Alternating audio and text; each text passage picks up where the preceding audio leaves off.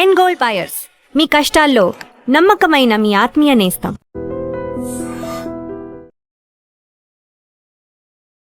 నమస్తే వెంకటేశ్వర గారు. నమస్తే తల్లి. ఓం నమో వెంకటేశాయ. వెంకటాద్రి సమం స్థానం బ్రహ్మాండే నాస్తికించిన వెంకటేశ సమోదేవో నా భూతో నా భవిష్యతి. చాలా సంతోషం. ఎప్పటి నుంచో నా కెరీర్లో ఒక్కసారి మీతో మాట్లాడాలి, మీతో ఇంటర్వ్యూ చేయాలని ఒక కోరిక ఉండిపోయిందండి. ఒకసారి ఈ రోజు నెరవేరింది. చాలా సంతోషంగా అనిపిస్తోంది పర్సనల్గా నాకు కూడా చాలా ఇంట్రెస్టింగ్గా ఉంది. ఫస్ట్ టైం ఇంటర్వ్యూలు చాలా చేసిన. మంత్రమైన తంత్రమైన ఒక గురువు అవసరం. అలాంటి తంత్ర మంత్రాల్ని మీరు ఏ గురువు దగ్గర అభ్యసించారు, ఎంతకాలం అభ్యసించారు? ముఖ్యంగా నాది ఉమ్మడి మెదక్ జిల్లా, ప్రస్తుతం సిద్దిపేట జిల్లా అయినటువంటి వేలూరు నాచారం, దాన్నే నాచారం గుట్ట అంటారు. తెలంగాణలో రెండవ అతిపెద్ద నరసింహస్వామి దేవాలయమైనటువంటిది మా దేవాలయం. అయితే మా దేవాలయం ప్రత్యేకత ఏమిటి అంటే, మా దేవాలయంలో క్షుద్ర పూజల నివారణ అనేటువంటిది చాలా ప్రముఖమైనటువంటిది. జనరల్గా ప్రయోగం జరుగుతుంది ఎవరి మీదనైనా, అది చేతబడి, బాణామతి, లేకపోతే ఇంకొక సత్క, చాలా రకాలు ఉంటాయి ప్రయోగాలలో. వాటిని తీర్చివేయడం అనేటువంటిది, అంటే తీసివేయడం అనేటువంటిది మా దేవాలయం యొక్క ప్రాముఖ్యత. జనరల్గా మాకు అన్ని నదులు తూర్పు నుండి పడమరకు పారితే, మాది పడమర నుండి తూర్పు నుండి పడమరకు పారేటువంటి నది, దాని పేరు హారిద్రా నది. సో జనరల్గా ఏం జరిగేదంటే, అమావాస్యకు అక్కడ ఈ ప్రయోగాలు తీసేవాళ్ళు. తీసేసి ఏం చేసేవాళ్ళు అంటే, ఒక చాటలో ఒక పట్టు చీర, బంగారు గాజులు, డబ్బులు పెట్టి అట్లా తీసేసి అది అక్కడ పెట్టేవాళ్ళు. ఎవరైతే దాన్ని తీసుకుంటారో వాళ్ళకి అది అంటుకుంటుంది. సో ఇప్పుడు మనం చూస్తుంటాం, 3 కూడళ్ళు ఉన్న దగ్గర మనకు రాత్రిపూట కొబ్బరికాయలు, కోడిగుడ్లు, ఇవన్నీ మనం చూస్తుంటాం. నిమ్మకాయలు అనేవి నార్మల్, అవి పనిచేయవు. కోడిగుడ్లు కానీ, రెడ్ కలర్ అన్నం కానీ, అట్లా కొన్ని చూస్తుంటాం మనం. సో వాటిని సత్కలు అంటారు. చాలా సింపుల్గా మనం మాట్లాడుకుంటాం, కానీ దాని మించి మన కారు వెళ్ళినా అది మనకు అంటుకుంటుంది. సో వీటి నివారణ అనేది మా దేవాలయం దగ్గర జరిగేది. అయితే నాకు అప్పుడు వయసు ఎంత, 8 నుండి 10, 12 సంవత్సరాలు. సో మేము ఆడుకోవడానికి, లేదా ఈత పళ్ళు తెంపుకోవడానికి, లేదా మామిడికాయలు తెంపుకోవడానికి ఆ నది ప్రవాహం దగ్గర తిరిగినప్పుడు ఇవన్నీ కనిపించేవి మాకు. మా ఇంట్లో మా అమ్మ, మా నాన్న ఏం చెప్పేవాళ్ళు అంటే, నువ్వు అక్కడ ఆడుకోవడానికి వెళ్ళినప్పుడు అవేవి ముట్టుకోవద్దు అంటే. మనకు డౌట్, ఎందుకంటే అప్పుడు బచ్చగాళ్ళం, అంత నాలెడ్జ్ లేదు. ఏం జరుగుతుంది అంటే, లేదు కొడుక, అది దాన్ని తీసేస్తారు, ఇట్లా జరుగుతాయి మన దగ్గర, ఎందుకంటే మన క్షేత్రం దానికే ఫేమస్ కాబట్టి జాగ్రత్త అని చెప్పేవాళ్ళు. సో అది చూసినా దాని పక్క నుండి వెళ్ళేవాళ్ళం. సో ఒక ఇంట్రెస్ట్ క్రియేట్ అయింది, అసలు ఏం జరుగుతుంది అనే ఒక ఇంట్రెస్ట్ క్రియేట్ అయ్యి, అసలు మెల్లిగా మా నాన్నగారు చాలా పెద్ద పండితులు, యాదగిరిగుట్టలో 1965కు పూర్వం ప్రధానార్చకులుగా చేసి అక్కడ నుండి ఇక్కడికి వచ్చినారు నాచారం గుట్టకు. సో ఆయన దీనికే స్పెషల్. ఆయన ఏంటంటే, ఇప్పుడు మీకు తెలుసు, మీకు దయ్యాలు పట్టడము ఇట్లాంటివి అంటారు. నమ్మే వాళ్ళ గురించి మాట్లాడుతున్నాను నేను, నమ్మని వాళ్ళ గురించి నాకు అనవసరం. సో వాళ్ళు ఏంటంటే, ఈయన ఒక తీర్థం తీసుకొని ఇట్లా ముఖం మీద కొడితే ఒక 40 days తర్వాత వాళ్ళు ప్రదక్షిణాలు చేస్తే 40 days తర్వాత అది వదిలేసేది. సో ఆయన ప్రత్యేకమైనటువంటి పుస్తకాలు ఆయన దగ్గర ఉన్నాయి, మా నాయనగారి దగ్గర. సో తను చనిపోయిన తర్వాత ఆయన ఎంత సంపాదించిండో అని మేము అన్ని ఎత్తుకుతే, మాకు దాంట్లో హార్డ్లీ ఒక 15 రూపాయలు, 20 రూపాయలు క్యాష్ దొరికింది మా నాన్న దగ్గర. నేను మాట్లాడేది 1987. నాకు కరెక్ట్గా 11 సంవత్సరాలు. మా నాన్నగారు ఏం చేశారంటే, 1987లో నేను ఇంకో 6 నెలల్లో చనిపోతా కాబట్టి నీకు నేను ఒడకలగ్గం చేస్తున్నా అని నాకు జంధ్యం వేసి 6 నెలల తర్వాత చనిపోయినారు. ఆయన అతిపెద్ద పండితుడు, జ్యోతిష్యుడు. ఆయన పుస్తకాలు తీసినప్పుడు దాంట్లో కొన్ని చాలా అతి ముఖ్యమైనటువంటి పుస్తకాలు, ఆయన రాసిన పుస్తకాలు కొన్ని వెళ్ళినాయి. వాటిని తీసుకున్న తర్వాత, అప్పుడు నా ఏజ్ అంత పెద్ద గొప్పదేం కాదు కాబట్టి 11 సంవత్సరాలు అప్పుడు ఆ పుస్తకాలన్నీ పక్కకు దాచిపెట్టాం.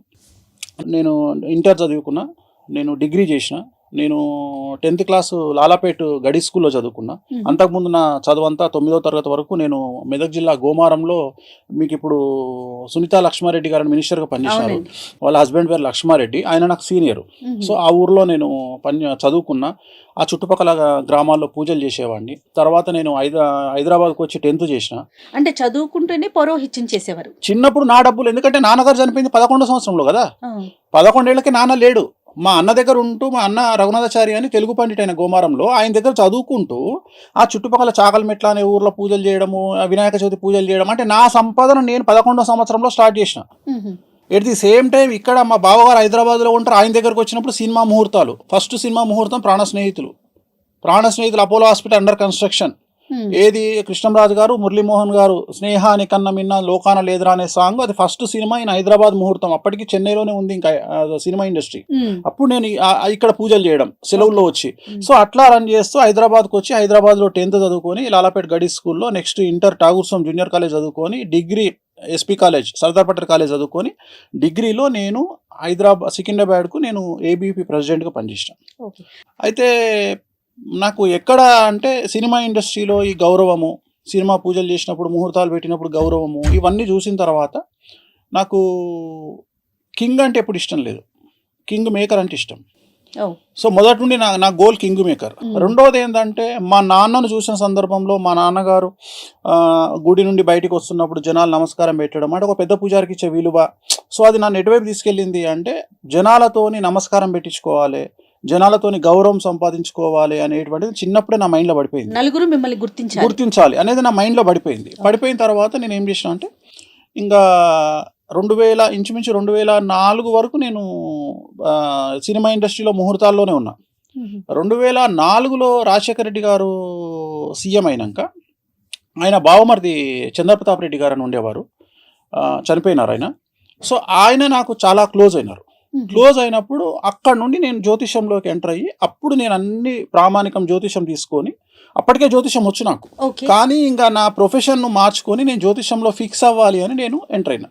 అంటే ఇక నేను అప్పుడు ఎన్నుకున్నా 2004లో నేను ఫిక్స్ అయిన ఏంటంటే జ్యోతిష్యం అనేది ఇంకా నేను ఫైనల్, నేను ఇదే నేర్చుకుంటా. అంటే జ్యోతిష్యం అనే సబ్జెక్ట్ ని డెప్త్ గా వెళ్ళి దాంట్లో నేను ఆలోచన చేసింది ఏంటంటే జ్యోతిష్యం అందరు చెప్తారు. సో ఆ టైంలో కొంతమంది మీద మనం ఇన్స్పిరేషన్ అవుతాం. ఉదాహరణ, నేను పరిటాల గారి ఇంట్లో పూజ చేసేవాడిని, నేను చిన్నప్పుడే పూజ చేసేవాడిని.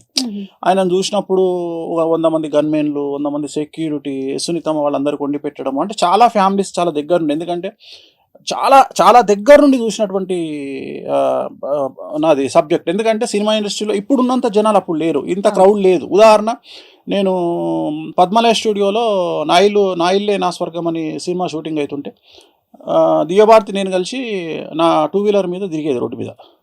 అంటే ఆమె టీ తాగడానికి బయటకు వచ్చేది, అంటే అసలు ఇంత లేదు క్రౌడ్. సో అట్లా మెల్లిగా మనకి ఏమర్థమైందంటే ఈ సబ్జెక్టును మనం ఎట్లా బయటికి తీసుకురావాలి అంటే, సెలబ్రిటీస్ మనతో తిరుగుతున్నారు. సో ఒక సమాజంలో ఒక సెలబ్రిటీకి వచ్చే కష్టాలు ఏంటివి అంటే, నాది నార్మల్ కాదు. నేను అనేది ఏంటంటే, చాలామంది డబ్బు లేకపోవడం కష్టాలు అనుకుంటారు, కానీ డబ్బు ఉండడం కష్టం. దాన్ని అంచనా వేయాలి అంటే దాంట్లోకి వెళ్ళి మనం పరకాయ ప్రవేశం చేసి చూడాలి. అందరు ఏం చూస్తున్నారు అంటే సమాజాన్ని గొప్పతనంగా చూస్తున్నారు. నేను గొప్పతనంగా చూడట్లా, ఆ వ్యక్తికి ఉండే కష్టాన్ని చూస్తున్నా. వేణుస్వామి ఒకటే పాయింట్, జరగబోయే నష్టాన్నే చెప్తాడు. వేణుస్వామి మోటివేషనల్ స్పీకర్ కాదు. మంచి నాన్న సమాజంలో చాలామంది ఉన్నారు, పోండి చెప్తాడు, మీరు సీఎంలు అవుతారు.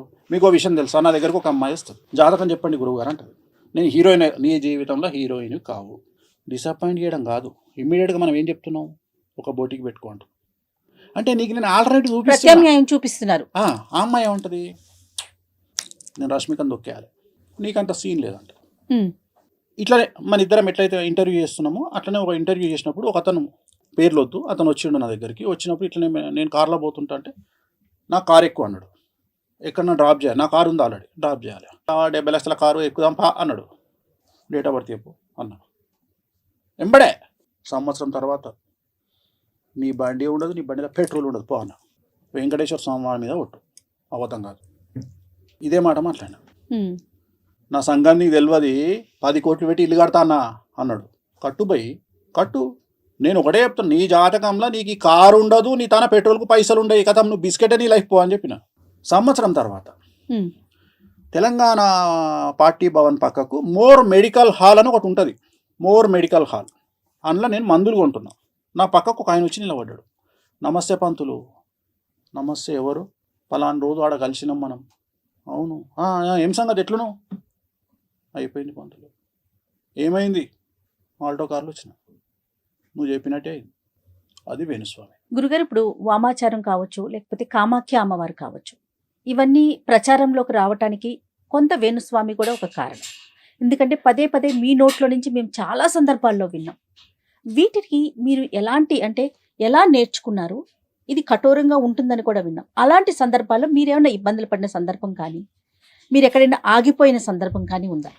సో జనరల్గా మనం వామాచారం వైపు వెళ్ళడానికి ప్రధానమైనటువంటి ఒక ఒక మనకు జీలు ఏముండాలి అంటే, ఈ వామాచారం అనేది లిక్కరు నాన్ వెజ్ లేకుండా చేసే పూజ కాదు. కంపల్సరీ లిక్కరు నాన్ వెజ్ అనేది కంపల్సరీ ఉండాలి. సో మనం మానసికంగా ఫిక్స్ అవ్వాలి ఏంటంటే, సమాజము మనల్ని వ్యతిరేకమైన ధోరణితోని చూసే అవకాశం ఉంటుంది. ఓకే. సో సమాజానికి ఉపయోగపడే దాంట్లో వామాచారం అనేటువంటిది ప్రజెంట్ ఎలాగైతే సైన్స్ అభివృద్ధిలోకి వస్తుందో, ఎలాగైతే నార్మల్ మెడిసిన్స్ కాకుండా కొన్ని స్టెరాయిడ్స్ పనిచేస్తాయో, సో అలాంటి యొక్క పూజలు వామాచారం అంటారు. అంటే వామాచారం అనేది చాలా త్వరగా రిజల్ట్ని ఇస్తుంది. చాలా కఠినమైన కష్టాలకు, చాలా ఘోరమైన కష్టాలకు, దారిద్ర్యానికి, చాలా భయంకరమైన కష్టాలను బయటికి తీసుకురావడానికి వామాచారం పనిచేస్తుంది. సో వామాచారం నేర్చుకోవాలి అంటే ప్రథమం ఏంటంటే ఫస్ట్ సమాజానికి వ్యతిరేకంగా పోవాల్సి ఉంటుంది. సమాజానికి తెలుసు రూల్ కదా, అది రూల్ అమ్మా. ఇప్పుడు అయినా కూడా మీరు అటువైపు నేను ఏమనుకున్నా అంటే, నేను జనాలకు ఏదో చేయాలి అనే ఇంటెన్షన్. ఇప్పుడు నన్ను విమర్శిస్తారు అనేది నాకు సెకండరీ. రెండోది, తెలంగాణ సాంప్రదాయాలు, ఆంధ్ర సాంప్రదాయాలు డిఫరెంట్గా ఉంటాయి. ఉదాహరణ, ఆంధ్రప్రదేశ్లో ఉన్న ఏ నరసింహస్వామి దేవాలయంలో కూడా నాన్ వెజ్ లిక్కర్ అనేది ఉండదు. తెలంగాణలో ఆ రెండు లేనటువంటి దేవాలయాలు లేవు. ఉదాహరణ, యాదగిరిగుట్టలో దర్శనం అయిపోగానే కిందికి రాగానే ఫస్ట్ మందు నాన్ వెజ్ ఉంటుంది. అలాగే నా స్వంత దేవాలయం నాచారం గుట్టలో కూడా ఖచ్చితంగా నాన్ వెజ్ లిక్కర్ ఉంటుంది. సో చిన్నప్పటి నుండి వీటిని చూస్తూ ఇవి ఏవి తప్పులాగా నాకు కనిపించాల. కారణం ఏంటి అంటే, తెలంగాణ ప్రాంతానికి సంబంధించినటువంటి వ్యక్తిగా నాకు ఇక్కడ ఆషాఢ మాసంలో జరిగే బోనాలలో నాన్ వెజ్ లిక్కరు లేనటువంటి పరిస్థితి నేను ఎప్పుడు చూడలేదు. కాబట్టి సో నాకు ఇబ్బంది అనిపించలేదు. రెండోది, నేను ఎక్కడ కనెక్ట్ అయినా అంటే, ఇవన్నీ పక్కకు పెడితే దీనివల్ల జనాలకు ఉపయోగపడుతుందా పడదా? ఓకే, ఉపయోగపడుతుంది. ఇప్పుడు జనరల్గా జనాలు చేసేటువంటి పూజలు వేరే పూజలు ఉన్నాయి, వాటిని నేను తీసుకోను. ఏవో పూజలు చేసుకుంటారు. ఇప్పుడు ఉదాహరణ, ఒక శాంతి ఉంది, ఒక ప్రాబ్లం ఉంది, ఆ ప్రాబ్లంకు ఒక పూజ ఉంటుంది, ఒక డెవలప్మెంట్కి ఒక పూజ ఉంటుంది. ఇక్కడ అభివృద్ధికి పూజలు లేవు సాంప్రదాయంలో. దక్షిణాచారము అంటే వామాచారానికి క్వైట్ ఎగనిస్ట్. అంటే సాత్వికమైన దేవతలు, గణపతి కానీ వెంకటేశ్వర స్వామి వారు కానీ, వీళ్ళందరూ సాత్విక దేవతలు. సో వీళ్ళు ఇచ్చే రిజల్ట్ 10% ఉంటుంది. రెండవది, వీళ్ళు కష్టాలని పోగొడతారు తప్ప సుఖాలని ఇవ్వరు. గుర్తుంచుకోండి ఇక్కడ. సో సుఖాలను అంటే నేను మాట్లాడేది పొజిషన్, డబ్బు, ఎక్స్ట్రీమ్ లెవెల్ ఇయ్యరు. ఎక్స్ట్రీమ్ లెవెల్ ఇచ్చేవాళ్ళు కలియుగంలో దశమహావిద్యలు. సో దశమహావిద్యలు నేర్చుకుంటేనే నాకు చిన్నప్పటి నుండి ఏముంది మనసులో, కింగ్ మేకర్. సో ఆ కింగ్ మేకర్కు నేను కనెక్ట్ అయ్యాను. ఇక్కడ ఏంటంటే మిరాకిల్ జరుగుతాయి. ఇక్కడ ఒక నార్మల్ పర్సన్ సూపర్ స్టార్ అవుతాడు, ఒక నార్మల్ పర్సన్ కోటీశ్వరుడు అవుతాడు. సో ఇవి నేర్చుకునే క్రమంలో ఎక్కడైనా ఇబ్బంది పడ్డారా మీరు? సో ఇవి ఫస్ట్ ఇక్కడ నా నిర్ణయము ఎందుకు వచ్చింది అనే చెప్తున్నా. అంటే నేను నిర్ణయించుకోవడానికి ఇది రీజన్. అరే మనం కింగ్ మేకర్ కాగలుగుతాము అనేటువంటి ఒక నిర్ణయము, ప్లస్ దాన్ని బేస్ చేసుకొని అవతలి వ్యక్తిని మనం ఏదంటే సక్సెస్ చేయగలుగుతాము అనేటువంటి ఒక నిర్ణయం ద్వారా నేను దశమహావిద్యలు నేర్చుకోవాలి అనేది నా డిసిషన్. ఈ డిసిషన్ అయినాక ఫస్ట్ కామాఖ్యకు పోయి, కామాఖ్యలో అక్కడ మనకు దీక్ష ఇచ్చేవాళ్ళు ఉంటారు. సో కఠినమైన దీక్ష 10 రోజుల పాటు ఒక్కొక్క విద్య మీద ఉంటుంది. అంటే ఒక విద్య 10 రోజులే ఇస్తారు అంతే. అట్లా 10 విద్యలు. సో 100 రోజులు పడుతుంది. కానీ వామాచారంలో ఏముంటుందంటే, యజమాని యొక్క కోరికలను 5 కోరికలను పేపర్ మీద రాసుకుంటాం. ఈ కోరికలు మేము మిమ్మల్ని అడగం, పేపర్ మీద రాస్తాం. మీకు ఏం కావాలి అని మొదలే సంకల్పం రాసుకుంటప్పుడు పేపర్ మీద మీ నక్షత్రము, గోత్రము, ఆ కోరికలు 5 రాసుకుంటాం. 5 పర్మిషన్. ఈ 5 సక్సెస్ అవుతాయి. 5 కంటే ఎక్కువ రాసుకోవడానికి లేదు వామాచారంలో. ఈ 5 పేపర్ మీద రాసుకొని సైలెంట్ సంకల్పం ఉంటుంది. అంటే ఇవి అమ్మవారికి డైరెక్ట్గా నివేదిస్తాం. ఇగో వీళ్ళకి ఇది కావాలి, వీళ్ళకి ఇది కావాలి అని చెప్పుకుంటాం. సో ఇవి చెప్పినప్పుడు ఆయన మమ్మల్ని ఏమడుగుతాడంటే, మరి నువ్వు ఇక్కడ మందు వాడుతావు, ఈ కంట్రోలింగ్ నీకుందా? మందు ఖచ్చితంగా నువ్వు నెలకు ఇన్నిసార్లు మందు తాగాలి అని రూల్ ఉంటుంది. ఎందుకంటే ఎప్పుడైతే మేము దీక్ష తీసుకుంటామో, దీక్ష తీసుకున్నప్పుడు మా పొట్టలో అమ్మవారు ఉన్నట్టు మేము భావించాలి. మా పొట్టలో అమ్మవారు ఉంది. సో మరి పొట్టలో అమ్మవారికి ఉన్నప్పుడు నువ్వు ఫీడ్ చేయాలి కదా. అమ్మవారికి ఫీడ్ అనేది మందే. అమ్మవారికి ఫీడింగ్ అంటే మందు, నాన్ వెజ్ కదా. ఆ నాన్ వెజ్ లో కూడా మటన్ అనేది మస్ట్ కదా. ఇవన్నీ ఉంటాయని మీకు ముందుగానే తెలుసుకొని ఇవన్నీ తెలుసుకొని వామాచారము నా డ్రీమ్. వామాచారం నా డ్రీము. ఈరోజు సమాజము విమర్శించినా, సమాజం యాక్సెప్ట్ చేయకున్నా, వేణుస్వామి వాళ్ళ నాయనగారు పెద్ద పూజారి, మా నాయనగారు నిష్ఠాగరిష్ఠుడు, ఆయన జీవితంలో బ్రతికున్నంత కాలం అంగి వేసుకోలే, షర్ట్ వేసుకోలే, షర్టు లేకుండా తిరిగిండు ఆయన. అలాంటి ఆయన కొడుకుగా, అలాంటి కుటుంబంలో నుండి వచ్చిన నేను పూర్తి కాంట్రాస్ట్ అయినటువంటి నాన్ వెజ్ వైపు రావడం అనేటువంటిది అతిపెద్ద నిర్ణయం నా లైఫ్లో. ఈ వామాచారంలో ఈ సబ్జెక్టును టచ్ చేసింది ఇప్పటి వరకు ఒక ఇద్దరు టచ్ చేసినారు సినిమా ఇండస్ట్రీకి సంబంధించి.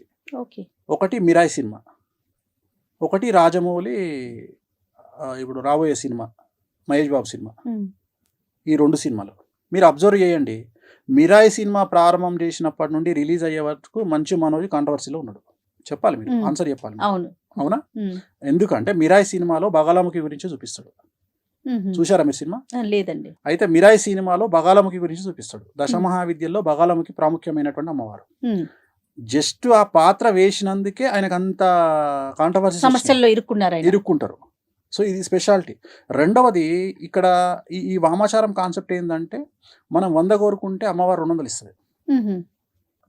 Rajamouli cinema, Mahesh Babu cinema Varanasi launch చేసినప్పుడు మీరు అబ్జర్వ్ అయిన దాంట్లో వారణాసి సినిమాలో దాంట్లో మీకు చిన్నమస్తా దేవి గురించి చూపిస్తాడు. చిన్నమస్తా అమ్మవారు తల నరుక్కొని ఉంటది, ఆమె గురించి చూపిస్తాడు. జస్ట్ ఆ లాంచింగ్ లోనే హంగామా జరిగింది.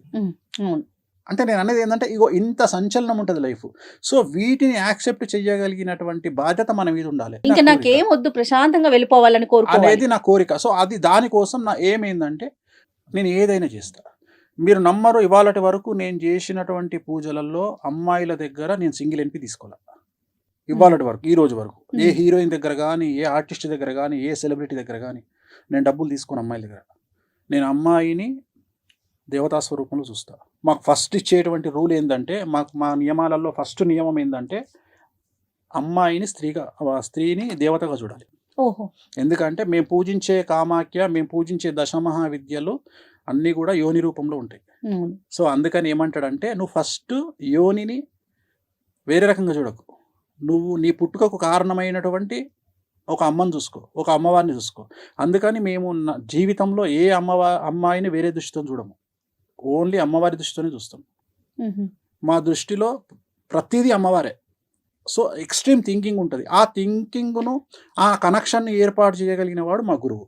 ఓకే వేణుస్వామి గారు, ఇప్పుడు మనం కంప్యూటర్కి మన బర్త్ డీటెయిల్స్ ఇచ్చేస్తే జాతకం వచ్చేస్తుంది, పూర్తిగా చెప్పేస్తుంది. ఇది ఒక పక్కన నడుస్తుంది.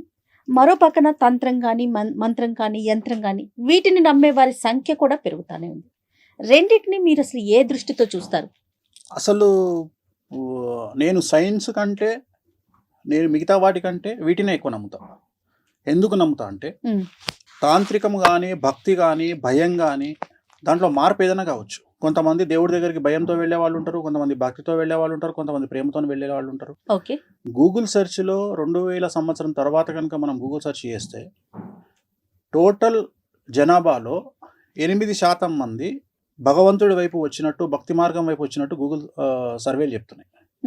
8% పెరిగింది. అండ్ ఇంకొకటి, ఏఐ అంటారు కదా, ఆర్టిఫిషియల్ ఇంటెలిజెన్స్ వచ్చి బిగ్గెస్ట్ ఫెయిల్యూర్ కాబోతుంది నా ప్రిడిక్షన్. అంటే అది నేర్చుకోకపోతే, అది లేకపోతే భవిష్యత్తే లేదు అంటున్నారు కదా. కొన్ని జాబులు, కొన్ని జీవితాలకే క్వశ్చన్ మార్క్ వచ్చేస్తుందని వింటున్నాం అంటున్నారు. మీరేం చెప్తున్నారు? నేను అదే చెప్తున్నా. నేను నిజమైన వర్త్ ఉన్న క్యాండిడేట్, నిజమైన విద్య ఉన్న క్యాండిడేట్, ఆర్టిఫిషియల్ ఇంటెలిజెన్స్ రావడం వల్లనే మన వర్త్ తెలుస్తుంది. మీకు అర్థమైందా? ఆర్టిఫిషియల్ అంటే మన కాంపిటీటర్ ఉన్నప్పుడే మన వర్త్ తెలుస్తుంది. సో ఇప్పటి వరకు మన కాంపిటీటర్ లేడు, మన బ్రెయిన్కు, హ్యూమన్ బ్రెయిన్కు కాంపిటీటర్ లేడు. మనం ఎన్నో దాటిపోయినాం. ఇప్పుడు ఏ అనేది మనకు ఒక కాంపిటీటర్కి వచ్చింది. వచ్చి ఇప్పుడు ఏమంటుందంటే, నువ్వా నేనా అంటుంది. ఇప్పుడు నేను అని ప్రూవ్ చేసుకునే అవకాశం వచ్చింది. ఇప్పుడు చాట్ జీపీటీలో మీరు మీ డేట్ ఆఫ్ బర్త్, మీ టైం కొట్టంగానే జాతకం చెప్తుంది. అవును. మీరు వేరే జ్యోతిష్కుడి దగ్గరికి పోవాలంటే ఎప్పుడు పోతారంటే, చాట్ జీపీటీ కంటే ఇంకేదో విషయం అవతల మీకు ఆ జ్యోతిష్కుడు చెప్పగలిగినప్పుడే పోతారు. ఆ పరిస్థితి వస్తుందంటారా? ఇప్పుడు ఆల్రెడీ ఉంది కదా.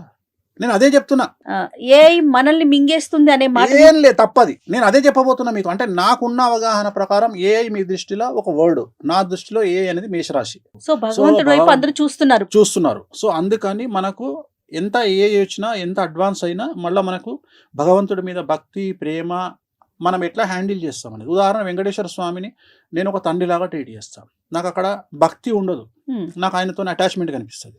ఓకే. నా దగ్గర ఉండే ఫోటోలన్నీ చాలా పెద్దగా ఉంటాయి. నేను ఏం చేస్తా అంటే నాకు బాధ వస్తే ఎదురుగా కూర్చొని ఆయన దిక్కు చూసుకుంటూ ఆయనతో మాట్లాడుకుంటా. అది పిచ్చి అనుకుంటారు జనాలు. సో అట్లా చాలా మంది నాలాగా మాట్లాడుకునే వాళ్ళని నేను చూసిన. చాలా మంది హీరోయిన్స్, కొంతమంది హీరోయిన్స్ డాడ్ అని పిలుస్తారు వెంకటేశ్వర స్వామిని. వినడానికి కొద్దిగా అది మంచిగా మనకు అనిపించదు, కానీ వాళ్ళ దృష్టిలో అది కరెక్ట్, ఎందుకంటే ఒక తండ్రిగా భావించడం తప్పలేదుగా. సో అట్లా మనం ఎంత అటాచ్ అయ్యి ఉన్నాము అమ్మవార్లతోని దేవతలతోని అనేది మన పడే కష్టాల మీద ఆధారపడి ఉంటుంది, మనం కోరుకునేటువంటి ఫ్యూచర్ మీద ఆధారపడి. వేణుస్వామి గారు, ఇప్పుడు దశమహావిద్యలో 10 రకాల అమ్మవార్లు ఉంటారు. అందులో వేణుస్వామి గారికి ఎవరు నిర్దేశంగా నిలిచారు? ఇష్టమైన దేవత ఎవరు? బగళముఖి, స్ట్రైట్ అవే. ఎలా అండి, ఎలా జరిగింది అది? అంటే నేనేం నమ్ముతా అంటే మీరు పూజించే దేవుడు ఎవరు అనేది మీ జాతకం డిసైడ్ చేసి ఉంటుంది. సాత్విక దేవతన, అలాగే మిమ్మల్ని లైఫ్లో నిలబెట్టే గ్రహం ఏదో మీ జాతకం డిసైడ్ చేసి ఉంటుంది. నా జాతకంలో రాహు ఉచ్చ, ప్రస్తుతం కలియుగాన్ని పాలిస్తున్నది రాహు అనే గ్రహం, అలాగే బగళముఖి అనే అమ్మవారు కలియుగాన్ని కమాండ్ చేస్తుంది. ప్రోటోకాల్ దేవుడు వెంకటేశ్వర స్వామి. ప్రోటోకాల్ దేవుడు వేరు, అడ్మినిస్ట్రేషన్ దేవత వేరు. ఇక్కడ బగళముఖి అమ్మవారు ప్రస్తుతాన్ని రాహు మహర్దశ రాహు కమాండ్ చేస్తా ఉన్నాడు. రాహుకు అధిదేవత అంటే బగళముఖి. సో ఈ బగళముఖి అమ్మవారిని మనం ఎంత పూజిస్తే మనకు అంత అచీవ్మెంట్ అనేది పెరుగుతుంది. సో బగళముఖి అనే అమ్మవారు మిరాకిల్స్ క్రియేట్ చేయగలుగుతుంది. రాజును, మీ జీవితంలో జరిగిన మిరాకిల్స్ చాలా జరిగినాయి. మిరాకిల్స్ అంటే నేను ఎక్స్ట్రీమ్ చూసిన, నేను అనేది ఎక్స్ట్రీమ్ చూసిన, చాలా ఎక్స్ట్రీమ్ చూసిన. నేను ఉదాహరణ, నేను 2016లో నేను ఢిల్లీకి పోయినప్పుడు ఒక 10 కార్ల కాన్వాయ్లో నేను ఒక్కడిని ఒక 40 మంది గన్మెన్లను పెట్టుకుని పోయినా. ఇక అవన్నీ పక్కన పెడితే నా లైఫ్లో బిగ్గెస్ట్ అచీవ్మెంట్ అంటే ఒకటి చెప్తాను నేను మీకు. లక్నో ఎయిర్పోర్ట్లో ఉన్న రాత్రి 9:25కు ఫ్లైట్, 8:30 అవుతుంది అంటే అవతల ఎంత టైం ఉంది మీకు? ఇది 8:30 అంటే ఇది 40 నిమిషాలు, అది 25 నిమిషాలు, 55 నిమిషాలు టైం ఉంది. జనరల్గా మనము చెక్ ఇన్ లేకపోతే హ్యాండ్ బ్యాగేజ్తో పోయినా 40 నిమిషాల ముందు ఎయిర్పోర్ట్కి పోవాలి. నేను అప్పటికి డిప్యూటీ సీఎం ఇంట్లో ఉన్నా, శివపాల్ యాదవ్ ఇంట్లో. నేను అంటున్నా ఫ్లైట్ టైం అవుతుంది, 9:25కు ఫ్లైట్ వెళ్ళిపోతుంది అంటే బయట అంటుండే ఆయన. కూసో అంటాడు. నేను ఏంది సార్ ఫ్లైట్ పోతుంది? అరే నువ్వు ఎక్కకపోతే ఫ్లైట్ ఎక్కడికి పోతుంది, కూసో అన్నాడు. మీరు నమ్మరు, నేను 9:30కు ఎయిర్పోర్ట్ ఎంటర్ అయినా. 9:25 ఫ్లైట్ స్టార్ట్ అయ్యేటప్పటికి 9:50 అయింది. జనరల్గా 25 నిమిషాల ముందు గేట్ మూసేస్తారు. 9:25 ఫ్లైట్ 9:50కి స్టార్ట్ అయింది, 25 నిమిషాల తర్వాత కదిలింది ఫ్లైట్. సో నాకు తెలిసి ఇంతకంటే ఏముంటుంది ఇక లైఫ్లో. అంటే నేను అనేది మన కోసం ఫ్లైట్ ఆపడం అనేది ఇక అది ఎక్స్ట్రీమ్. ఇక లైఫ్లో ఇంత ఎక్స్ట్రీమ్ చూసారు కదా, ఇంత సాడ్ మూమెంట్ ఏదన్నా చూసారా? అంటే పీక్స్ చూసేశారు, చెప్పలేనన్ని పీక్స్ చూసానని చెప్తున్నారు. ఏదన్నా ఒక బాధపడిన సందర్భం, చాలా అతి ముఖ్యమైన ఒక సందర్భం చెప్పండి. 2001 అనుకుంటా, ఐ థింక్. నా దగ్గర డబ్బులు లేవు తినడానికి. డబ్బులు లేకపోతే నేను నా ఫ్రెండ్ ఉన్నాము. వాడు ఇప్పుడు అమెరికాలో, మళ్ళీ లండన్లో ఉన్నాడు. శ్యామ్ అని మెడికల్ ప్రాక్టీస్ డాక్టరు. సో నాతో ఉండే అప్పుడు ఇద్దరం ఒకటి రూమ్ ఉన్నాము. నా దగ్గర అప్పుడు ఐ థింక్ 20 రూపాయలు ఎంతనో ఉంటే 2 ప్లేట్ ఇడ్లీ తీసుకొచ్చుకున్నాం. 2 plate idli, extra chutney, extra sambar తెచ్చుకొని పొద్దున ఒక ఇడ్లీ, వాడో ఇడ్లీ నేనో ఇడ్లీ, చట్నీ వేసుకొని తినాలి. మధ్యాహ్నానికి ఇంకో ఇడ్లీ ఉంటుంది. 2 ప్లేట్ ఇడ్లీ కదా, 4 ఇడ్లీలు, ఇంకో ప్లేట్ ఇడ్లీ వాడు నేను మధ్యాహ్నం తినాలి. తిన్నాక సాంబార్ మిగులుతుంది. రాత్రికి సాంబార్లో వాటర్ కలుపుకొని తాగేది. ఓన్లీ 1 డే, నా లైఫ్లో 1 డేనే ఉన్నట్లా. అలాంటి ఒక రోజు వచ్చింది మీకు కూడా? నాకు వచ్చింది. 2000 సంవత్సరంలో ఏలినాశంలో ఉన్నా. ఆ టైం కేతు మహర్దశ. అది కేతు మహర్దశ వెరీ డేంజరస్.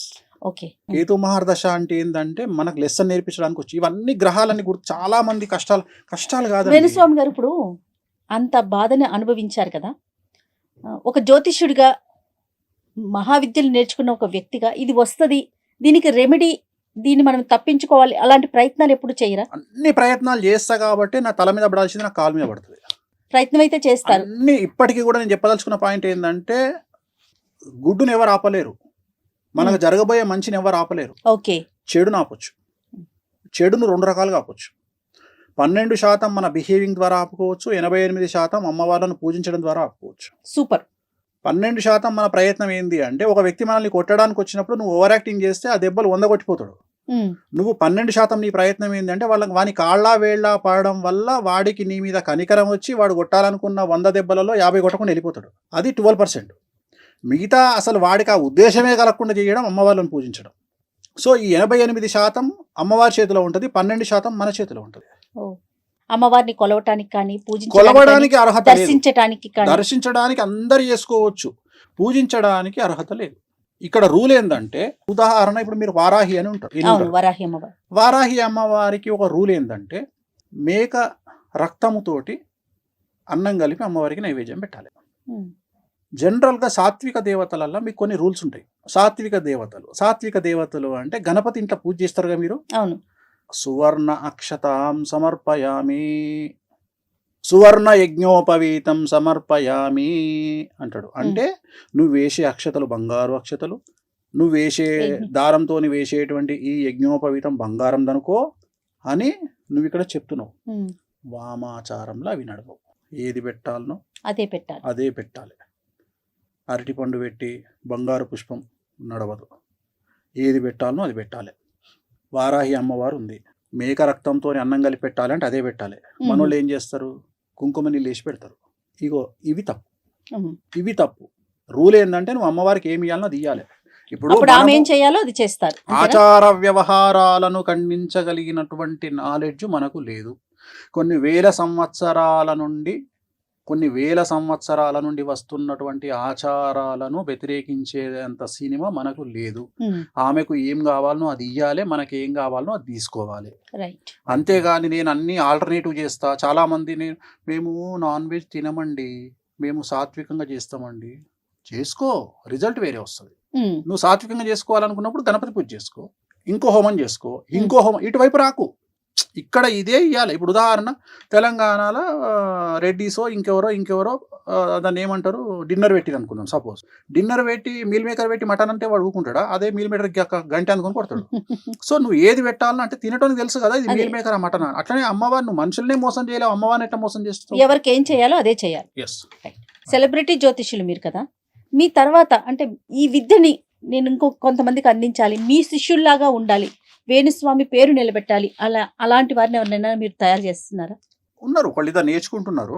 ఒక ఇద్దరు అమ్మాయిలు నేర్చుకుంటున్నారు నా దగ్గర నేర్చుకుంటున్నారు. ఆల్రెడీ వాళ్ళు సెలబ్రిటీలు, చాలా పెద్ద సెలబ్రిటీలు, అంటే ఫైనాన్షియల్ సెలబ్రిటీలు. అంటే రాజభోగులు వాళ్ళు. అంటే బాగా డబ్బులుండి, బాగా ల్యాండ్ లార్డ్స్ ఉండి అట్లా. ప్లస్ మా పాప కూడా నేర్చుకుంటుంది. సో నెక్స్ట్ జనరేషన్ లో వేణుస్వామి గారి పాపను కూడా చూడబోతాం. డెఫినెట్గా. వేణుస్వామి గారు, నమ్మకం వేరు, మూఢనమ్మకం వేరు. దీనికి ఉన్న డిఫరెన్స్ ని మీరు ఎలా మాట్లాడతారు? మనల్ని ముందుకు తీసుకెళ్లేది నమ్మకం, మనల్ని ఆపేది మూఢనమ్మకం. ఎక్కడైతే మనల్ని ఆపేస్తుందో అది మూఢనమ్మకం. ఆపేది మనకొద్దు. నేను అమావాస్య నాడు కారు కొన్నా, నా ఫస్ట్ కారు షోరూమ్ నుండి అమావాస్య నాడు కొన్నా. సో ఇక్కడ నేను అనేది ఏంటంటే, చాలా మందికి తెలియని ఒక విషయం చెప్తా. నలుపు దేనికి సంకేతం? చెడు అనుకుంటారు సాధారణంగా. జనరల్గా శనికి అనుకుంటారు, కాదు, నలుపు రాహుకు సంకేతం. కానీ మనం నలుపును శనికి అంటగట్టి మనం కూర్చున్నాం. మీరు అబ్జర్వ్ చేస్తే ప్రపంచంలోని సెలబ్రిటీలు, ఇండియాలోని సెలబ్రిటీలు అందరూ వేసుకునే బట్టలు నలుపు, వాళ్ళ కార్లన్నీ నలుపు, సీఎంల కార్లు నలుపు, మినిస్టర్ల కార్లు నలుపు. ఎందుకు అంటే రాహువు, వాళ్ళ స్థాయికి రావడానికి ప్రత్యేకమైనటువంటిది రాహు. సో జనరల్గా కొన్ని కార్లు, కొన్ని కంపెనీ కార్లు కానీ, బట్టలు కానీ మనం జాతకాన్ని విశ్లేషించి ఈ బట్టలు వేసుకుంటే బాగుంటుంది. కొంతమందికి నలుపు వద్దని చెప్తాం 90% జనాలకు, కొంతమంది నలుపు వేసుకోమని చెప్తాం. ఎవరికైతే రాహు ఉచ్చలో ఉంటాడో వాళ్ళని నలుపు వేసుకోమని చెప్తాం. వాళ్ళు నలుపు వేసుకోగానే వాళ్ళకు విపరీతంగా యోగిస్తుంది. అంటే జాతకం ప్రకారమే మన జీవితం నడుస్తుంది అంటారు ముందుకి. 100%. మన జాతకంలో మనం పుట్టినటువంటి మన లగ్నాన్ని బేస్ చేసుకొని మన లైఫ్ డిసైడ్ అయి ఉంటుంది. మన లైఫ్ ఆల్రెడీ డిసైడ్ అయ్యే మనం వచ్చినాం. వేణుస్వామి గారు, ఇంత సక్సెస్ ని చూసారు. సక్సెస్ఫుల్ జ్యోతిష్కుడు అంటే వేణుస్వామి గారి పేరు తెలియని వారైతే లేరు కదా. ఎవరికన్నా థ్యాంక్స్ చెప్పాలి ఈ సందర్భంగా అంటే మీరు ఎవరికి చెప్తారు?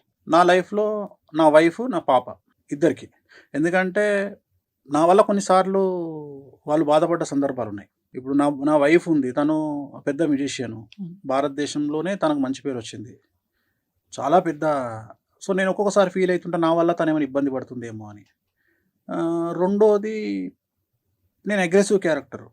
అంటే జనరల్గా నాది ఎంత అగ్రెసివ్ అంటే, నన్ను ఎవడన్నా టార్గెట్ చేస్తే 10 నిమిషాల తాడోపేడ తెలుసుకుందాం అనే రకం నేను.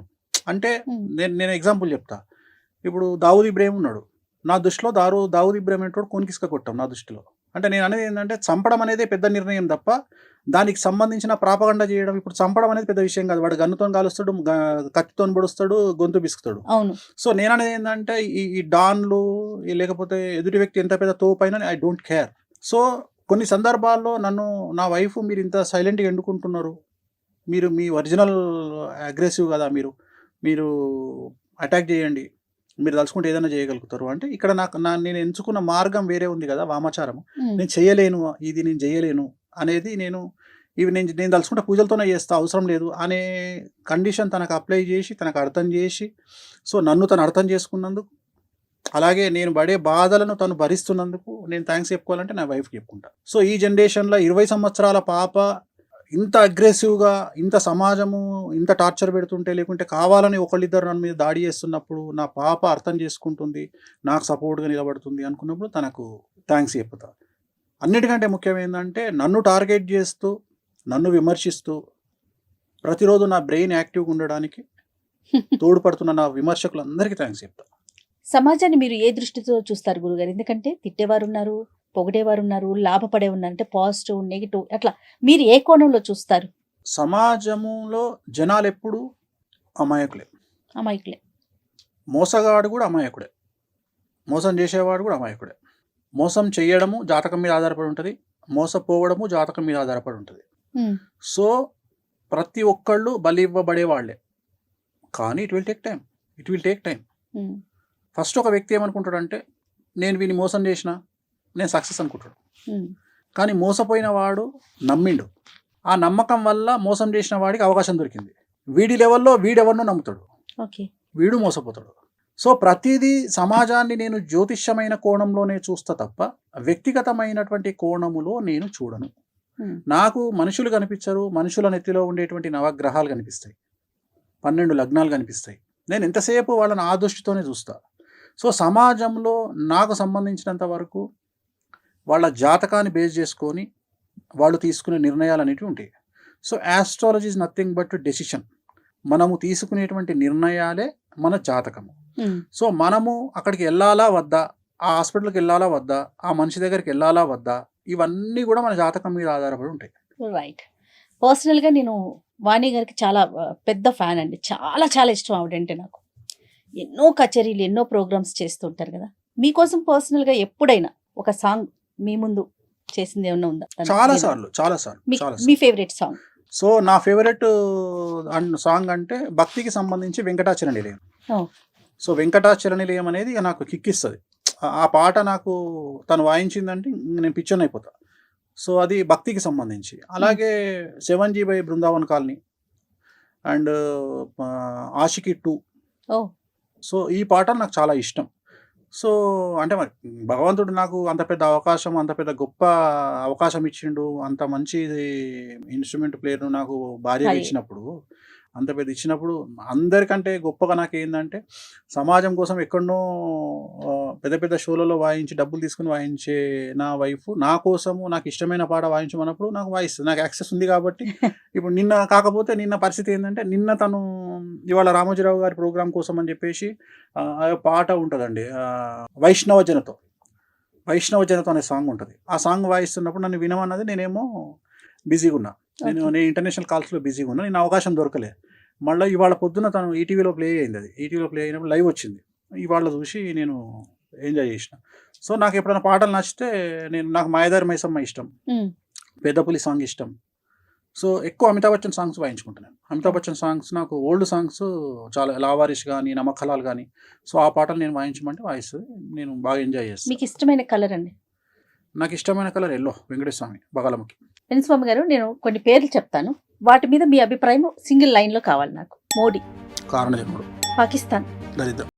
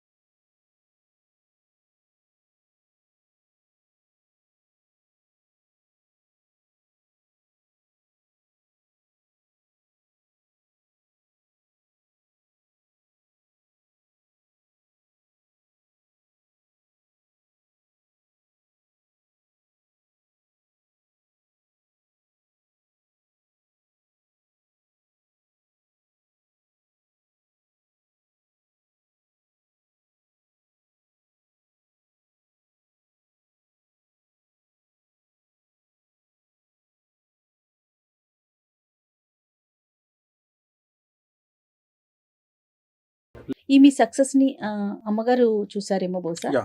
నాన్నగారు చూడలేకపోయారు. చూడలేదు. అది ఎప్పుడైనా అనిపిస్తా ఉంటుంది, ఈ రోజు ఉన్న ఈ సక్సెస్ ని ఆయన చూడలేకపోయారన్న బాగా భావన. బాగా ఫీల్ అవుతుంటా నేను. ఎందుకు ఫీల్ అవుతుంటా అంటే అప్పుడు మెడికల్గా ఇంత డెవలప్మెంట్ లేదు. సో ఆయన పోయినప్పుడు ఇంత డెవలప్మెంట్ లేదు. సో ఈ మెడికల్ డెవలప్మెంట్ ఉంటే ఆయన ఉండేవాళ్ళు, ఆయన ఉంటే మనం మన అభివృద్ధి చూసేవాళ్ళు అనేది అదొక్కటి మాత్రం లైఫ్లో అదొక్కటే నేను బాధపడేది ఏంటంటే అయ్యో ఆయన చూడలేకపోయారే అనే ఒక బాధ, అంతకుమించి పెద్ద ఇంకా వేరే ఏం లేవు. భవిష్యత్తులో గురువు గారిని ఎలా చూస్తాం? ఫ్లో ఎటు ఉంటే అటు, గో విత్ ఫ్లో. పెద్ద కోరికలేం లేవు, గో విత్ ఫ్లో, అంతే. గో విత్ ఫ్లో, ఏదైనా జరగవచ్చు.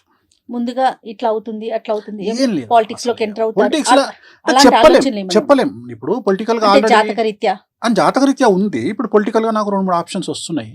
సో ఇప్పుడు ఒకవేళ ఎమ్మెల్యే పునర్విభజన జరిగితే, ఏమైనా కాన్స్టిట్యున్సీలు పెరిగితే కొన్ని ఆప్షన్స్ ఉన్నాయి, నాకున్నాయి, మా ఆవిడ కూడా ఉన్నాయి. బట్ మనకైతే ఇంట్రెస్ట్ లేదు. ప్రజెంట్ పొలిటికల్ ఇంట్రెస్ట్ అయితే లేదు, నిజంగానే లేదు. జాతకంలో ఉంది, బట్ పొలిటికల్ ఇంట్రెస్ట్ లేదు. నేను చెప్పిన కదా మీకు ఒకటి అన్న, నా డ్రీమ్ ఏంటంటే నేను కింగ్ మేకర్గా ఉండాలనుకుంటా తప్ప కింగ్గా ఎప్పుడు ఉండాలనుకోను. నాకు ఇష్టం కూడా ఉండదు. ఎందుకంటే నేను రాజభోగాన్ని నమ్ముతా, రాజయోగాన్ని రాజయోగము నాట్ పర్మనెంట్, రాజభోగము పర్మనెంట్. మీరు అబ్జర్వ్ చేస్తే రాజయోగులు 1000 మంది ఉంటే రాజభోగులు 1,000,000 మంది ఉంటారు. సో నేను అనేది అది. ఇప్పుడు భారతదేశంలో రాజభోగులు 5% బిలో ఉంటారు ఆ లిస్ట్లో. సో రాజభోగులు అంటేనే మంచిది. ఎప్పుడైనా కానీ మనం కూడా రాజభోగులే ఉండాలని కోరుకోవాలి, రాజయోగులు ఉండొద్దు మనకు. రాజయోగులకు టఫ్ ఉంటుంది, ఎందుకంటే ఒక IAS, IPS, ఎమ్మెల్యే, మినిస్టర్ కావాలంటే చాలా టఫ్ ఉంటుంది. కానీ నువ్వు డబ్బు సంపాదించాలంటే చాలా ఈజీ. మన ఆలోచన విధానం, ఫైనల్ గా మనిషి యొక్క ఆలోచన విధానం ఎలా ఉండాలి ఈ కలియుగంలో?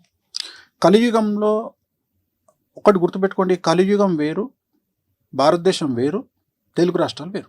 తెలుగు రాష్ట్రాల యొక్క ఇక్కడ ఉండే పరిస్థితులు వేరు. సో నేను తెలుగు రాష్ట్రం గురించి మాత్రమే మాట్లాడతా. తెలుగు రాష్ట్రాలలో మీరు ఉండాలంటే ఫస్ట్ ప్రయారిటీ ఖచ్చితంగా డబ్బు, డబ్బు డబ్బు డబ్బు. ఎవరిని పట్టించుకోకండి లైఫ్లో. రెండవది, అసలు తెలుగు రాష్ట్రాలలో ఒకరిని విమర్శించే హక్కు కానీ నైతికత కానీ ఎవరికి లేదు, ఇంక్లూడింగ్ వేణుస్వామి. సో ఎవరిని విమర్శించేంత శుద్ధ పూసలు తెలుగు రాష్ట్రాలలో లేరు, ఉండరు, ఉండబోరు. కాబట్టి ఎవ్వరు విమర్శించినా పట్టించుకోకండి. వాళ్ళు విమర్శించనియండి, మీరు విమర్శించకండి, మీ పని మీరు చేసుకుంటూ వెళ్ళిపోండి. కానీ వాళ్ళని విమర్శించాల్సిన పని లేదు. బట్ మీ పని మీరు ఒక్కొక్కసారి silence also a better answer. So సైలెన్స్గా ఉండడం ఆన్సరే. No message is a message. ఒకసారి మెసేజ్ ఇవ్వకపోవడం కూడా మెసేజ్ అవుతుంది. సో చాలా చాలా పెద్ద వాళ్ళ దగ్గర నుండి నేర్చుకునేటువంటి పదాలు ఇవి. పివి నరసింహారావు గారు ప్రధానమంత్రిగా ఉన్నప్పుడు బాబ్రీ మసీదును కూలగొడుతున్నప్పుడు ఆయన ఫోను, అప్పుడు ల్యాండ్ ఫోన్ ఉండేది, ఆయన ఫోన్ ఎత్తకుండా సైలెంట్గా కూర్చున్నప్పుడు అప్పుడు ప్రసాద్ గారు, ఆయన దగ్గర సెక్రటరీగా పనిచేస్తున్నటువంటి ప్రసాద్ గారు, టీటీడీ ఈవోగా పనిచేసిన అతను వచ్చి, సార్ ఏంది సార్ మీరు అంత పెద్ద హంగామా జరుగుతుంది బాబ్రీ మసీదులో, మీరేమో సైలెన్స్గా ఉన్నారు, ఏంది పరిస్థితి అంటే, అరే సైలెన్స్ కూడా ఒక నిర్ణయమేరా బాబు అని చెప్పారంట పెద్ద ఆయన. సో అట్లా ఒక్కొక్కసారి సైలెన్స్ కూడా ఒక నిర్ణయం. ఎప్పుడు నెగ్గాలో కాదు, ఎప్పుడు తగ్గాలో, అలాంటివి కూడా తగ్గడం నేర్చుకోండి. నేను చెప్పదలుచుకున్న పాయింట్ ఏంటంటే, మరీ ముఖ్యంగా ఆడవాళ్ళ దగ్గర తగ్గడం వల్ల లైఫ్ చాలా బాగుంటుంది. అర్థమైందా? రాముడు భార్య మాట విని జింకను తేవడానికి పోయిండు, దశరథుడు భార్య మాట విని రాముణ్ణి అడవికి పంపించిండు, రావణాసురుడు భార్య మాట వినకుండా చచ్చిపోయిండు. వీళ్ళందరూ యుద్ధాలు చేసి బతికిరు. ఎవరైతే భార్య మాట వినలేదో ఆయన చనిపోయిండు, ఆయనే రావణుడు. విన్నవారు. సో కలియుగంలో నేను ఏమంటా అంటే, ఎక్కువగా స్కోప్ అమ్మాయిలకు ఇచ్చి, భార్యలకు ఇచ్చి, బిడ్డలకు ఇచ్చి, తండ్రులకు ఇచ్చి, ఎక్కువ మన జీవితంలో ఎక్కువ స్పేస్ ఆడవాళ్ళకి ఇవ్వడం వల్ల, వాళ్ళకు ఇంపార్టెన్స్ ఇవ్వడం వల్ల ఫ్యామిలీలు బాగుంటాయి అనేది నా ఉద్దేశం. ఎందుకంటే ఇది గ్రహచారం గురించి మాట్లాడుతున్నా, వ్యక్తిగతంగా మాట్లాడలేదు. సో ఆడవారికి ఇంపార్టెన్స్ పెరుగుతున్న సందర్భంలో, ఏ ఇంట్లోనైతే ఆడవారు ఏడవరో, ఏ ఇంట్లోనైతే ఆడవారు ఆనందంగా ఉంటారో, ప్రశాంతంగా ఉంటారో, ఆ ఇల్లు డబ్బుకు, ఐశ్వర్యానికి నిలవుగా ఉంటుంది. ఇంట్లో సాధారణంగా మీరంతా జ్యోతిష్యం వైపు ఉంటారు. వాణి గారు ఆవిడంతా సంగీతం, మ్యూజిక్. కలుసుకుంటే ఎక్కువగా ఎలాంటి విషయాలు డిస్కస్ చేస్తారు కామన్గా? ఇవి రెండు వదిలేసి పర్సనల్ విషయాలు ఉంటాయా, కుటుంబ విషయాలు? నాకు కోపం రాదు. సో జనరల్గా మేము ముగ్గురం కలుసుకుని, నేను, మా ఆవిడ, మా పాప కలుసుకునేది డైనింగ్ టేబుల్. నేను డైనింగ్ టేబుల్ దగ్గరికి పోగానే మా పాప, మా ఆవిడ ఇద్దరు ఈ డైరెక్షన్లో ఉంటారు, నేను ఈ డైరెక్షన్లో ఉంటా. వీళ్ళిద్దరు యుద్ధం స్టార్ట్ చేస్తారు. వాళ్ళు కంప్లైంట్లు అన్నీ ఈవిడిస్తుంటుంది, ఈమె ఇస్తుంటుంది నాకు. నేను చివరికి తిన్న తర్వాత వాళ్ళు ఏం వండిరు అని అడుగుతాను నేను. తిన్న తర్వాత అంటే నా మొత్తం మైండ్ వీళ్ళిద్దరు తినేస్తారు. అంటే నాకు ఓన్లీ వాళ్ళు మేము ముగ్గురం కలిసేది డైనింగ్ టేబుల్. ఓకే. తర్వాత నేను వ్యక్తిగతంగా నా బెడ్రూమ్లోకి వచ్చిన తర్వాత నేను తను పక్కపక్కనే ఉంటాం కాబట్టి నేను మాట్లాడే ప్రతి మాట తనకు 2 చెవులు అందరికి ఉన్నట్టే. ఒక చెవు ఏమో తన పర్సనల్ పని చేసుకుంటుంటుంది, అంటే ఎవరితోనో మాట్లాడడము, ఇంకో చెవు నాకు వదిలేస్తుంది. సో నేను ఎవరితో మాట్లాడుతున్నా, పొలిటీషియన్తో మాట్లాడుతున్నా, ప్రజెంట్ సబ్జెక్ట్ ఏంది, ఈ సబ్జెక్ట్ మీద కమెంట్ చేస్తాను. ఇప్పుడు ఉదాహరణ, నేను భారతదేశంను, మీరు చూసే భారతదేశం వేరు, నేను చూసే భారతదేశం వేరు. నేను భారతదేశానికి రాబోయే కాలంలో పెను సంచలనాలు జరగబోతున్నాయి. అసలు ఎవరు ఊహించినటువంటి సంచలనాలు భారతదేశంలో జరగబోతున్నాయి. ఆర్థికంగా పెట్రోలు, డీజిలు, డబ్బు, సో డాలర్ మారకం. ఎందుకంటే ఇప్పుడు డాలర్ మారకం అంటే సామాన్యమైన జనాలకు తెలియదు. సామాన్యమైన జనాలు ఏమనుకుంటారంటే డాలర్తో నాకేం పని అనుకుంటారు. కానీ ఇక్కడ 100 రూపాయలు 110 రూపాయలు ఉన్న నూనె 170 రూపాయలు అయింది వాళ్ళ, రేపు 400 అవుతుంది ఇంకో సంవత్సరంలో. సో ఇవన్నీ సామాన్యులకు తెలియదు. నేను ఈ డిస్కషన్ చేస్తున్నప్పుడు తను మొత్తం క్యాప్చర్ చేస్తుంటుంది నా డిస్కషన్ అంతా. నేను పొలిటీషియన్తో మాట్లాడుతున్నప్పుడు ఒక పొలిటీషియన్తో ఒక ఎమ్మెల్యేతో మాట్లాడుతున్నా, ఒక ఎంపీతో మాట్లాడుతున్నా, లేకపోతే ఒక సీనియర్ జర్నలిస్ట్తో మాట్లాడుతున్నా, ఒక విశ్లేషకులతో మాట్లాడుతున్నా. సో వాళ్ళతో మాట్లాడుతున్నప్పుడు అవన్నీ క్యాప్చర్ చేసుకుంటుంది. చేసుకొని తను తర్వాత నన్ను క్వశ్చన్ చేస్తుంది, మీరు ఇది అన్నారు కదా, సో దీనికి ఏంది అంటే, మీరు ఒక మాట అన్న, తను వీణ వాయిస్, తను వీణ కంటే కూడా చాలా పెద్ద విశ్లేషకురాలు. తను చాలా చాలా చాలా విశ్లేషణ చేయగలుగుతుంది. సో నా దగ్గర నుండి ఇన్ఫర్మేషన్ తీసుకొని తను ఎవరి దగ్గర ఉన్న దాన్ని మాట్లాడడానికి వాడుతుంది, లేదా ఇంకొద్దిగా ఇన్ఫర్మేషన్ క్యాప్చర్ చేయడానికి పనిచేస్తుంది. ఎక్కువ డిస్కషన్ అంటూ మాకు ఉండవు. మాకు జనరల్గా నేను చాలా సీక్రెసీ మెయింటైన్ చేస్తాను. అంటే నా క్లయింట్లకు సంబంధించిన విషయాన్ని నా భార్య దగ్గర కూడా మాట్లాడా. అంటే జనరల్గా నన్ను అందరూ ఏం ఆలోచిస్తారంటే, నేను ఏదున్నా మీడియాలో మాట్లాడతా అనుకొని ఆలోచించే జనాలు ఉంటారు నా గురించి. కానీ నేను 90% 99% నా క్లయింట్ల సీక్రెట్ నేను మెయింటైన్ చేస్తాను. చాలామందికి ఆ విషయం తెలియదు. అందుకనే నన్ను నమ్మి చాలా పెద్ద పెద్ద వాళ్ళు వస్తారు నా దగ్గరికి. బ్యూరోక్రాట్లు వస్తారు నా దగ్గరికి, జడ్జిలు వస్తారు, హైకోర్టు జడ్జిలు వస్తారు. సో చాలా పెద్ద వ్యక్తులు వస్తారు. ఎందుకంటే వాళ్ళకి సంబంధించిన సీక్రెట్స్ చాలా ఎక్స్ట్రీమ్ ఉంటాయి, చాలా పెద్ద. ఎందుకంటే నన్ను నమ్మి నా సీక్రెట్స్ను నాతో షేర్ చేసుకుంటారు వాళ్ళు. ఎందుకంటే డాక్టర్ లాంటి వాడిని నేను. సో డాక్టర్ దగ్గరికి పోయి మనం ఎంత సీక్రెట్లు మాట్లాడుకుంటామో, ఒక ఆడిటర్తో ఎన్ని సీక్రెట్లు మాట్లాడతామో, అట్లా నా దగ్గరకు వచ్చి అన్ని విషయాలు అంత ఓపెన్గా ఉంటారు. అలాంటి వాళ్ళకు నమ్మకాన్ని ఇవ్వాల్సిన బాధ్యత నా మీద ఉంటుంది. కాబట్టి నేను నా భార్యతో కూడా షేర్ చేసుకోను. ఏదైనా టాపిక్ ఉంటే ఎంటర్టైన్మెంట్ టాపిక్ ఎక్కువ, చాలా వరకు మజాక్ చేయడము, జోకులు వేయడము. అంటే నన్ను చూస్తే ఇట్లుంటాడా వేణుస్వామి అనుకోరు ఎవరు. చాలా డిఫరెంట్గా ఉంటాను నేను ఇంట్లో. అంటే టైం దొరికేది అంత. ఎందుకంటే మ్యాక్సిమం నేను నైట్ నేను ఇంట్లో నా టైము 9కి స్టార్ట్ అయితే నెక్స్ట్ డే మార్నింగ్ 9 వరకు. ఈ 9లో రాత్రి 9 నుండి 12:30 వరకు నేను మేల్కుంటా. ఈ 12:30 వరకు నాకు ఇంటర్నేషనల్ కాల్స్ వస్తూనే ఉంటాయి. సో అమెరికా నుండి, ఆస్ట్రేలియా నుండి, న్యూజిలాండ్ నుండి, యూరప్ నుండి నేను కాల్స్ తీసుకుంటుంటా. దాంట్లో క్లయింట్స్, ఒక అమ్మాయి మాట్లాడుతుంది, ఒక అమ్మాయి లవ్ గురించి మాట్లాడుతుంది, ఒక అమ్మాయి మోసం చేసిన వాడి గురించి మాట్లాడుతుంది.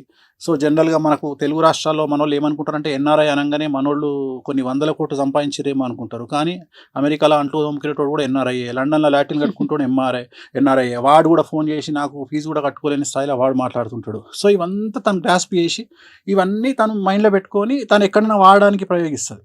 సో మాకు ఇంతే తప్ప, అంటే సబ్జెక్ట్ పరంగా ఇన్ఫర్మేషనే తప్ప వేరే విషయాలు మాట్లాడుకునే అవకాశం మాకు ఉండదు. ఏదైనా ఉంటే నిర్ణయాల గురించి మాట్లాడుకుంటాం. ఇప్పుడు పలానా దగ్గర ప్రోగ్రామ్ వచ్చింది, చేయాలా వద్దా. ఉదాహరణ, ఏదైనా ఒక దగ్గర వచ్చింది, ఏదైనా ప్రోగ్రామ్ వచ్చింది, చేయాలా. ఇప్పుడు యూఎస్ ఉంది, యూఎస్కి నేను వెళ్ళాలా వద్దా, వద్దు, అవసరం లేదు. యూఎస్కి పోవాలంటే 1 మంత్ ప్యాక్ అవుతుంది. ఇక్కడ 1 మంత్లో నువ్వు 10 ప్రోగ్రాంలు చేసుకోగలుగుతావు. ఇక్కడ ఇంత బిజీ పెట్టుకొని ఇప్పుడు నిర్ణయాలు. ఇంకోటి, చాలామంది నన్ను అడగకుండా చిన్న నిర్ణయం కూడా తీసుకోదు. ఎందుకంటే తను అనేది ఏంటంటే, జ్యోతిష్యపరమైన అంశాలని జోడించి నాకు తనకు ఒక బెట్ ఉంది. తనకు బెట్ ఉంది. 2015లో నేను ఏం చెప్పినా అంటే, నువ్వు ఈ మీడియా యాంకరింగ్ ఇవన్నీ వదిలేసి సడన్గా వీణ వైపు వెళ్తావని చెప్పిన. అసలు నేను వీణనే ముట్టుకోక 10 ఏళ్ళు అయింది, నేను ఎట్లా పోతా వీణ వైపు? నువ్వు వీణ వైపు వెళ్తావు, వీణ అంటే నీ పేరు గుర్తొస్తుంది అని చెప్పిన. నేనన్నా వీణ ఈ భారతదేశంలో వీణ అంటే నీకు పేజ్ ఉంటుందని చెప్పిన. నేను ఇంపాసిబుల్ అన్నది. ఆర్టీసీ బస్సులో కూర్చొని ఏడవడం కంటే బిఎండబ్ల్యూలో కూర్చొని ఏడవడం బెటర్ అని. అట్లా సో జనరల్గా చాలా చాలా ఫన్నీగానే పోతుంది తప్ప అసలు వేరే డిస్కషన్లు, కోపాలు, తాపాలు అంత సీనే ఉండదు. ఎవరి పనిలో వాళ్ళు బిజీగా ఉంటాము, దొరికితే చాలు. ఎందుకంటే ఈ మధ్యన మరీ తను బిజీ అయిపోయింది, నాకు వారంలో ఒకరోజు దొరుకుతుంది అన్న. నేనే ఏం చేస్తాను, నేను ఇంట్లో ఎవరు లేకపోతే జంప్ అయ్యి నేను ఫామ్ హౌస్కి వెళ్ళిపోతాను. ఎందుకంటే పాప కూడా తనతో పాటే ఉంటుంది, తన డేట్లు చూసుకుంటుంది. సో ఇద్దరు బిజీ అయిపోయిండ్రు. సో అందుకని నేను మ్యాక్సిమం సార్. సో ఒక ఫన్ అట్మాస్ఫియర్ ఇంట్లో ఉంటుంది. ఎప్పుడు నేను ఎక్కడున్నా అట్లనే ఉంటుంది. నేను Super. నేను ఎవరి దగ్గర ఉన్నా అంత కామెడీగా, అంటే ఈ ఆఫ్ స్క్రీన్ నేను డిఫరెంట్గా ఉంటా కొద్దిగా, ఆన్ స్క్రీన్ వేరే. నేను కెమెరా స్టార్ట్ కాగానే నాకు తెలియదు ఆ స్వామి ఏం చేస్తాడో, అట్లా మాట్లాడతా. కానీ ఆఫ్ స్క్రీన్ నేను చాలా ఫన్నీగా, చాలా కూల్గా, చాలా ప్రశాంతంగా మాట్లాడుతూ ఉంటా. అసలు అగ్రెసివ్నెస్ ఉండదు. Right. Thank you so much Venu Swamy గారు. ఎందుకంటే నో ఫిల్టర్ అనే కార్యక్రమంలో ఫిల్టర్ లేకుండా అన్ని చెప్పారని నేను అనుకుంటున్నాను. Thank you, thanks a lot. నమస్తే. And for more videos, Please subscribe to iDream. Please subscribe to iDream. Please subscribe iDream. And please subscribe to iDream. For more videos, subscribe to iDream. please like, share, and subscribe to the channel. Congratulations, iDream. subscribe to iDream. Subscribe to iDream. So subscribe to iDream Media. iDream team andarki huge congratulations. Please subscribe iDream Media. Please subscribe to iDream. Subscribe iDream. Please subscribe to iDream. iDream అంటే నా కళల ఛానల్ను subscribe చేసుకున్న నోరు తిరుగుతలేదు, మీరైతే గంట గుర్తు కొట్టండి. For more such videos, please subscribe to iDream. Subscribe to iDream. Please subscribe to iDream. Please subscribe iDream Media. Please do subscribe to iDream. Please subscribe to iDream Media. For best entertainment and information, please subscribe iDream. And don't forget to subscribe to iDream.